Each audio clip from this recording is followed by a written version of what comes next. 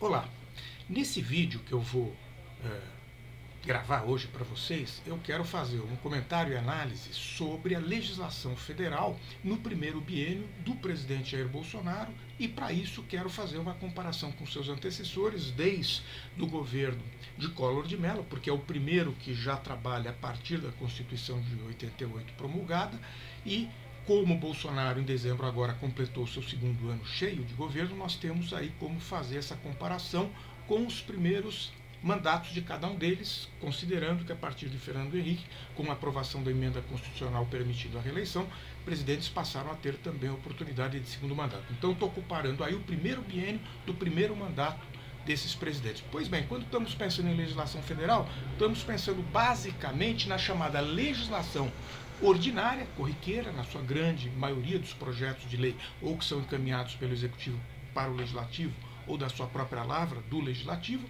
e nas chamados projetos de lei complementar. A diferença se dá rigorosamente pela necessidade de um quórum maior das leis complementares, consequentemente as leis complementares são em número muito pequeno. Estou somando então as duas e tratando aí de legislação federal.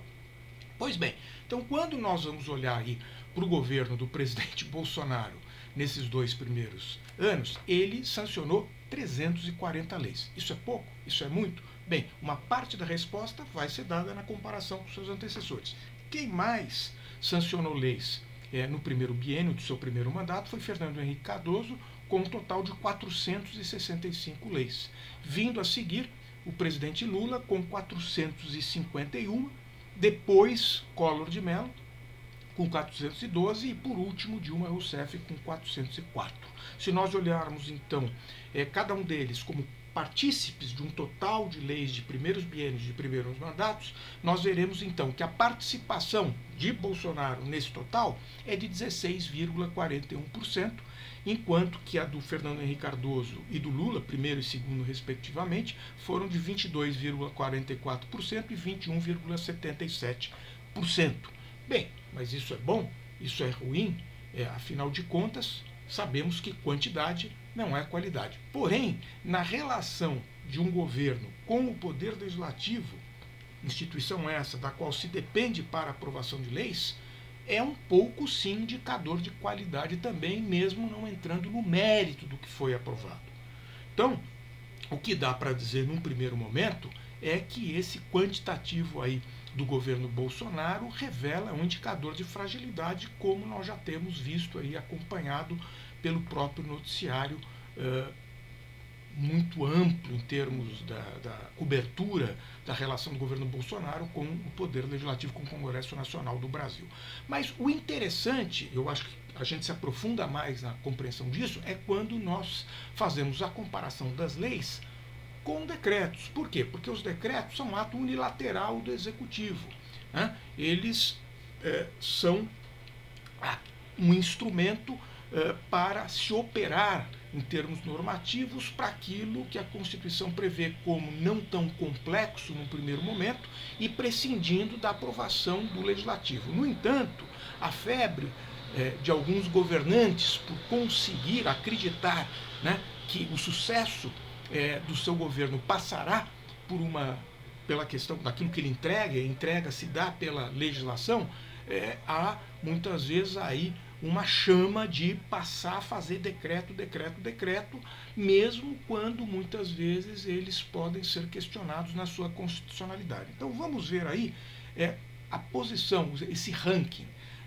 O interessante agora é que o presidente Bolsonaro, que é o que fica na lanterna nas leis sancionadas, é o segundo nos decretos assinados no primeiro biênio. Ele assinou 935 decretos, perdendo apenas para quem? Para Collor de Mello, com 1.627 decretos assinados, bem superior a ele, mas se nós considerarmos que Collor é um ponto fora da curva, primeiro presidente eleito do período, entre outros fatores, puxa, é muito grande o que Bolsonaro assinou, publicou de decretos no período. Para vocês terem uma ideia, os dois que vêm a seguir nas posições, o ex-presidente Lula Em terceiro lugar, com 766 decretos, seguidos depois por Fernando Henrique Cardoso, com 745, e por último, a presidente Dilma Rousseff, 460.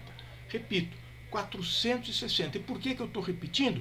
Porque se nós compararmos a relação do número de decretos da presidente Dilma com a quantidade de leis sancionadas por ela, nós vamos ver que se equilibram muito. E o que tem isso a ver? Bem, como o decreto é um ato unilateral, a tendência é que sempre o governante assine muito mais decretos do que sancione leis. Então, nesse caso, se nós olharmos para termos aí números mais claros e objetivos dessa relação entre decretos e leis, fazendo uso da razão, e aí o numerador sendo o decreto, para olharmos essa relação, nós vamos ver que Collor de Mello responde por 3,95 decretos para cada lei sancionada, vindo a seguir Collor de Mello com 2,75 decretos assinados para cada lei sancionada.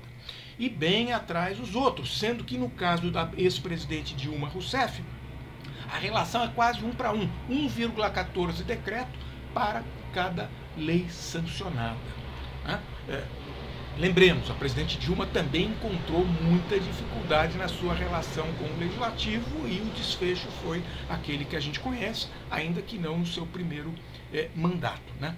Aí eu acho que fica faltando uma outra coisa para dar mais densidade para o que nós estamos analisando, que são os vetos. Bem, vetos são uma manifestação contrária posta pelo Poder Executivo para os projetos que foram aprovados pelo Legislativo, fossem esses da iniciativa do próprio Executivo ou do Legislativo, ou vindo por iniciativa popular por um outro caminho. Pois bem, os vetos podem ser na integralidade, um presidente rejeitar o projeto por completo e ele volta para o Legislativo, ou sancionar a matéria com vetos parciais, que é o mais comum e é o que eu quero tratar aqui, dos vetos parciais. Pois bem, vou falar apenas dos 3 presidentes mais recentes, em primeiro mandato, no caso Lula, Dilma e Bolsonaro. Bolsonaro vetou parcialmente 49 leis no primeiro biênio, vindo a seguir a presidente Dilma com 42 vetos parciais e, por último, bem atrás Lula com 27. Ora, se nós olharmos, então, os percentuais disso no total de leis de cada um no primeiro biênio dos seus primeiros mandatos, puxa, Bolsonaro, 33% esses vetos representaram no total das leis sancionadas, Dilma Rousseff 21,65% e Lula apenas 10,67%.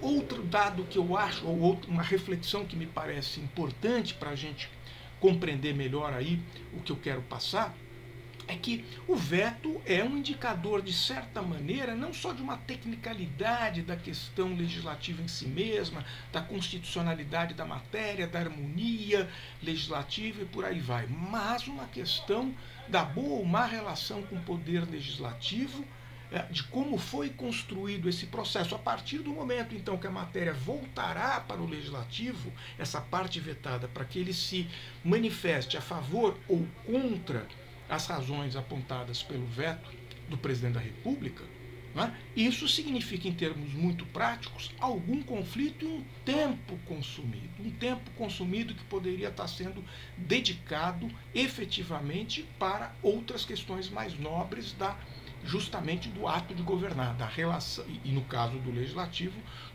do ato de parlamentar e de legislar.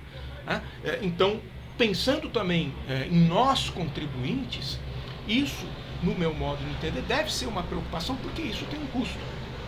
Isso é também um indicador do funcionamento das burocracias, de algo que tem muitas vezes uma desfuncionalidade aí no seu bojo e merece então ser objeto de alguma reflexão. Pois bem, nesse vídeo eu vou ficar por aqui, mas voltarei em outro para comentar aí mais qualitativamente essa questão da legislação federal nos primeiros biênios dos governantes, tendo Jair Bolsonaro como referência, e acredito aí que isso ficará mais interessante para você que nos acompanha.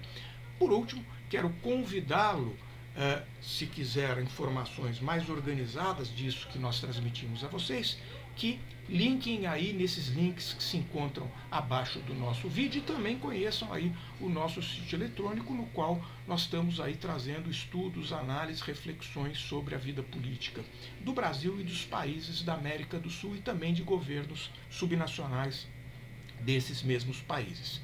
Pois bem, eu fico por aqui hoje e agradeço a sua audiência e quero muito então estar com você numa próxima oportunidade. Até lá!